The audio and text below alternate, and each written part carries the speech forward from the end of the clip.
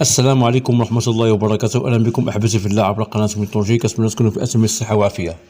دائما في خصوص الدعم المباشر اللي كنحاول نعطي كل ما هو جديد حول مستجدات ديال الدعم الاجتماعي المباشر، كذلك كنعطيو حل لبعض الاسر اللي كيواجهوا مشاكل في منصات ديال الدعم الاجتماعي المباشر، كذلك حول منصات ديال التغطيه الصحيه الاجباريه ديال امو تضامن او امو الشامل او امو تي ان اس، وكذلك حول بعض المشاكل اللي كيواجهوها اسر في منصه ديال لاسينسيس. اي واحد عنده شي مشكله من هذه المنصات اللي تكتب في الفيديو هذا، ما عليه انه يمشي قائمه ديال الفيديوهات اللي غنخليكم رابط مباشر في صندوق الوصف اللي كنشرح فيه حول حل المشاكل اللي كيواجهوها بعض الاسر حول هذه المنصات اللي ذكرت هنا. فيديوهات مسلسله مشروحه بشكل واضح فيها حل جميع المشاكل ديال السلسله ديال الدعم.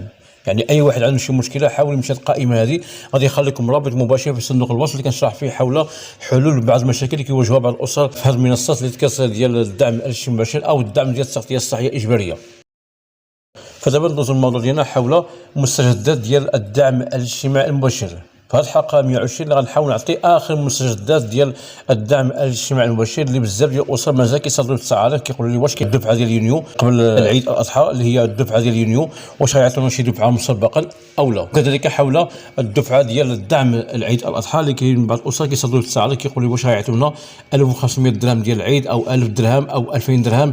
بزاف ديال الفيديوهات انتشروا مؤخرا حول بان الدوله غتعطي 2000 درهم للمواطن او 1000 درهم او 1500 درهم حول الدفعه ديال العيد. في هذا الموضوع هذا انا ديجا تكلمت فيه في الفيديوهات السابقه وجاوبت على بعض التعاليق حول الموضوع هذا، وجاتني بعض التعاليق السلبيه اللي فيها ان الدفعه ديال العيد الاضحى او الدفعه اللي غتعطى ديال شهر يونيو مسبقا كاينه، غير انا كنكذب على الناس وكنقول لهم بان ما كايناش. فكما قلت في الفيديو السابقه وكنأكد كنقول لكم بان هذه الاخبار اللي كتنشر عبر مواقع التواصل الاجتماعي انما هي اخبار غير موثوقه. هذا الانسان بلا ما يسيق في المسائل بحال هذه. بزاف ديال الفيديوهات انتشروا مؤخرا حول الدوله غتعطي 2000 درهم او 1000 درهم او 1500 درهم، او الدوله غتعطي الدعم مسبق ديال شهر يونيو غيعطيوها مسبقا قبل العيد. فهذا الشيء كامل كله كذوب. وشرحته في الفيديو السابقه وقلت صار ما غنبقاش نجاوب على التعاليق ديال هذا الدعم اللي غتعطى قبل العيد، لان سبب لي بزاف ديال المشاكل، من بينها كاين بعض التعاليق اللي كتجيني فيها السب وفيها بعض الطعن وفيها بعض الكلمات غير لائقه. وللاسف الشديد شرحت هذا المشكل هذا عبر الفيديوهات السابقه وقلت ان هذه المصادر انتشرت عبر فيديوهات غير موثوقه. للاسف الشديد كتلقى واحد كيبقى ينشر في فيديو كيعمل لك صوره مصغره خبر عاجل الدوله غتعطي الدعم قبل العيد،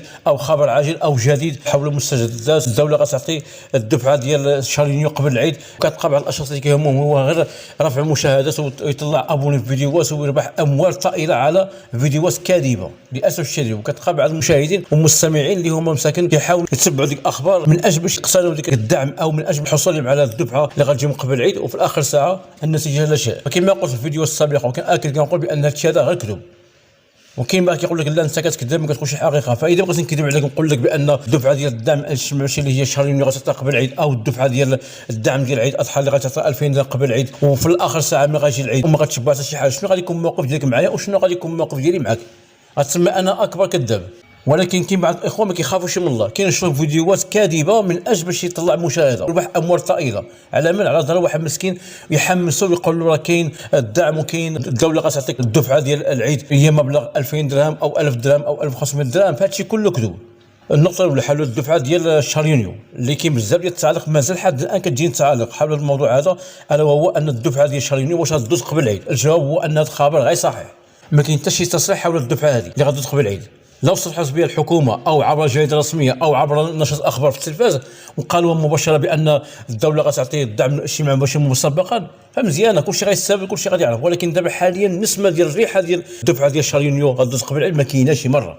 الدفعه ديال شهر يونيو كما سمعنا وسمعت بعض الاخوه في الادارات قالوا بان غدوز حتى نهار 30 في الشهر عبر الحساب البنكي الخاص بالاشخاص اللي هما مسجلين في المنصه ديال الدعم. هذه هي الاخبار اللي عندنا. الدفعه ديال شهر يونيو غدوز ان شاء الله في اخر ديال الشهر. ندوز النقطه الثانيه والاخيره بها باش نكملوا الحلقه هذه، الا وهي الدفعه ديال الدعم العيد الاضحى اللي كيقول لي بان الدوله غتعطي 1000 درهم ولا 1500 درهم ولا 2000 درهم. هذا الشيء كله كذوب.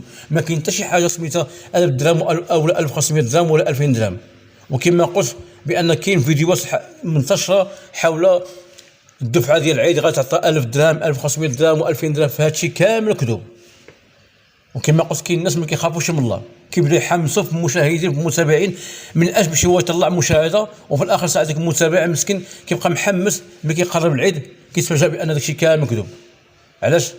اذا الدفعه ديال العيد الاضحى اللي كيقول لك بان غدوز في هذا الشهر هذا وقبل العيد، فالجواب هو ما كاين حتى شي دفعه ديال العيد الاضحى.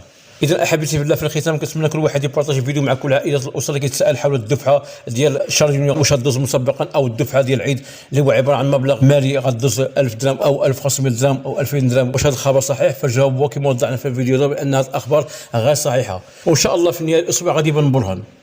والى فيديو اخر ان شاء الله، والسلام عليكم ورحمه الله وبركاته.